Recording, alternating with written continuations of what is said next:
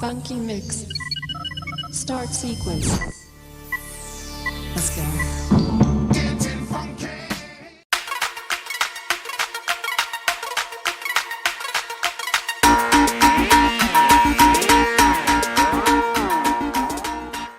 This is the Babrit racing car. It's two-wheel drive. It's 1/32 scale.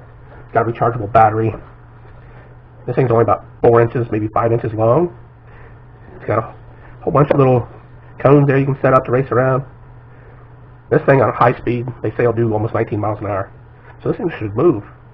It's got a little remote control. It kind of looks like a PS3 or a Xbox controller.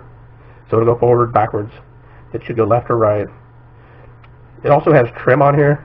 So if it's pulling one way or the other, and it's, instead of going straight, you can try to adjust that and get it to go back over the other way. You see on the back here, it's got how it can jump and spin and turn and do flips and go over top of things. You know, it's got kind of small wheels. This probably works a little better on flat stuff. I wouldn't say this is going to go real great in grass or kind of mud. So I'm going to get this out and we'll look at it. Okay, I got everything out of the box. So you have the transmitter. It does require 6 AA batteries, so if you have some, better be using rechargeable. That could get expensive. There are 20 of these, 10 red and 10 blue. I didn't get them all out. You can see what's in there. Got the antenna that goes onto the transmitter, just screws in here. It's got this little protector, they call it, which bends, and then you undo this tape here, and you stick this around the car and tape it underneath the car if you want to use it. So this will stick up in the air. So if this thing flips over, it'll bounce back up and you can keep going, hopefully, instead of it wrecking and you having to pick it up. It's got a USB charger which plugs into the side of the car. It's got a hole right here. In the manual they show lifting this body up, but they have a hole here. There's no sense in doing that. So there's 2 ways of charging this. You can plug it in USB or on the side of the transmitter here.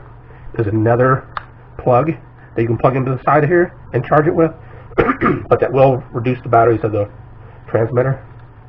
You know, rechargeables, or if you're out somewhere and you want to keep playing, don't have USB, that's great, but I suggest you use this. The manual, you know, it shows you the operations of how to do things. It is a little sluggish on how to change the speed. There's a switch, 2 buttons here, there's a switch, and then it says ratio over here. They don't really tell you what the ratio is. It just says all scale mode. And then the switch here, as you're going forward, is almost like shifting it, and it's supposed to make it go into a higher speed. And then these 2 buttons here, forward, backwards, are your trim.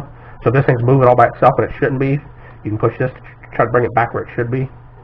So then you got forward, backwards, left, right. You know, you got your front buttons here.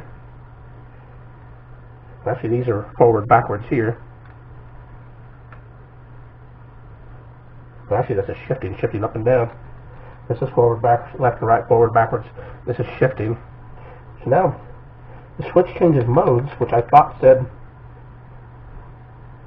it'll reach its fastest speed. So I'm not sure what the difference between shifting and the mode is. We'll have to try that out when we put this down. You know, the wheels on this are, I don't know, about an inch and a quarter. They feel kind of like a hard rubber or plastic. You know, this car's pretty light. Got an on-off switch here. I don't know if this thing's charged. We'll turn everything on and see. It's got a little bit of a charge to it.